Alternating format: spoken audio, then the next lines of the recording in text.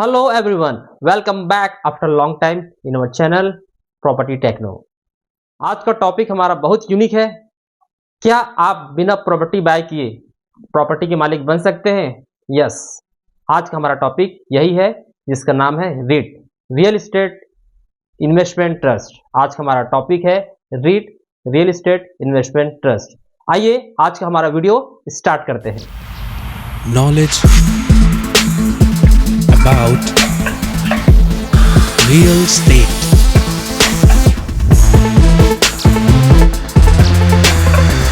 Property Techno.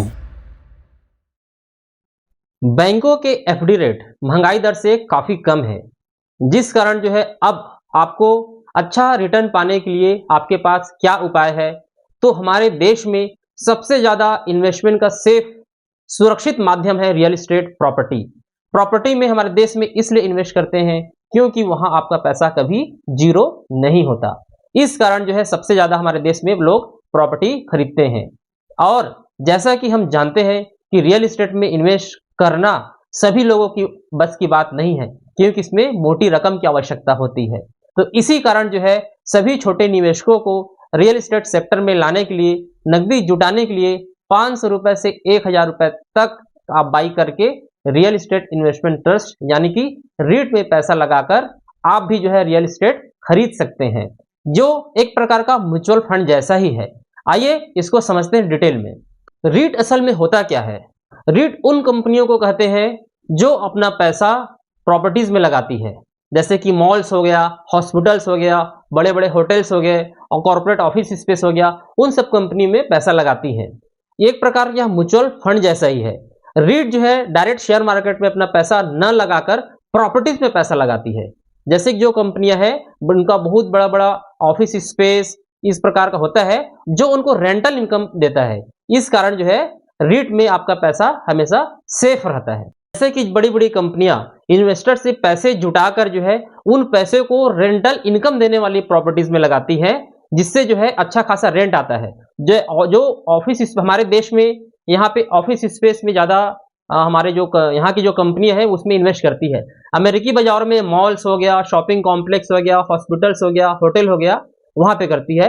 हमारे देश में मैक्सिमम कंपनी अपने ऑफिस स्पेस के लिए जो फंड इकट्ठा होता है उस फंड को पूरा उस कंपनियों में लगाती है, जिससे अच्छी खासी रेंटल इनकम आ सके। उसी रेंटल इनकम को जो है आपको डिस्ट्रीब्यूट किया जाता है। रीट से जो रेंटल इनकम होता है, सभी आम इन्वेस्टर्स को रेंटल इनकम का 90% जो इनकम है डिविडेंड के रूप में सभी सभी शेयर होल्डर को बांट दिया जाता है। यह रूल्स है, सेबी का रूल्स है। जितना भी आपको इनकम होगा, क्योंकि रीट की जो कंपनियां है वो शेयर मार्केट में लिस्टेड होता है, इसलिए आपको जो उसका शेयर वैल्यू बढ़ता है उससे आपको अलग फायदा होता है, और जो मंथली इनकम आपको हो रहा है उसका 90% सभी शेयर होल्डर को डिविडेंड के रूप में बांट दिया जाता है। भारत में रीट की शुरुआत हुई 2014 में। Former finance minister Arun Jaitley ji ने इस कानून को पेश किया था, जो 2021 से हमारे देश के नेशनल स्टॉक एक्सचेंज एनएसई में अब हमारे देश में 3 कंपनियां लिस्टेड है। उस कंपनियों का नाम मैं आपको जो है स्क्रीन पे दिखा रहा हूं। ये कंपनियां शेयर मार्केट में लिस्टेड है। आप डीमैट अकाउंट के माध्यम से ये कंपनियों में पैसा लगा सकते हैं। पहले जो रूल्स था, कम से कम 200 यूनिट आपको लेना पड़ता था। 200 का लॉट होता था, 200 यूनिट का, जिसके लिए कम से कम आपको मिनिमम 50,000 रुपए तक पैसे लगाने पड़ते थे। बट सेबी ने आम उपभोक्ताओं को, आम इन्वेस्टर को, छोटे छोटे लोगों को भी इसमें इन्वेस्ट करने के लिए उन्होंने कहा कि अब यूनिट संख्या केवल एक रहेगी।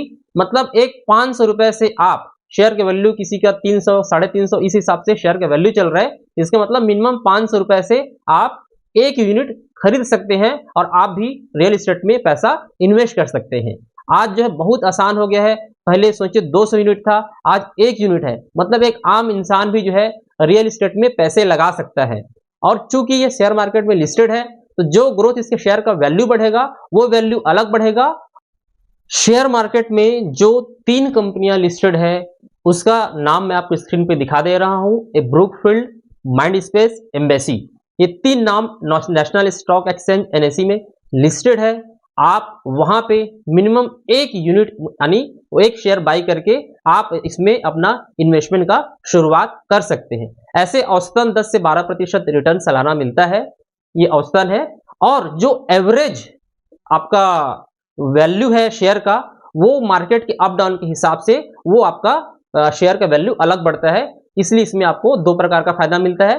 पहला, आपको मंथली रेंटल इनकम जो आएगा, सभी डिविडेंड को उसका 90% जो सबको डिस्ट्रीब्यूट कर दिया जाता है, और इस प्रकार जो शेयर का वैल्यू बढ़ता है वो अलग। और इसके लिए आपको, जैसा कि मैंने बताया, आपके पास डीमैट अकाउंट होना चाहिए। डीमैट अकाउंट खुलवाने के बाद आप इसमें इन्वेस्ट कर सकते हैं। डीमैट अकाउंट कहाँ खुलवाएं, ये मैं कुछ कंपनियों का लिंक आपको डिस्क्रिप्शन में दे रहा हूं। आप चाहे अपने हिसाब से किसी भी कंपनी में, किसी भी बैंकर के माध्यम से, जो डीमैट कंपनी है उसमें आप फ्री कहीं भी खुलवा सकते हैं। जो उनका चार्जेस है आप उनसे बात करके पूछ लीजिए और अपना डीमैट अकाउंट खुलवा सकते हैं। दोस्तों, आज के लिए इतना ही, और नए वीडियो के साथ हम आगे मिलते रहेंगे। तब तक के लिए जय हिंद, जय भारत।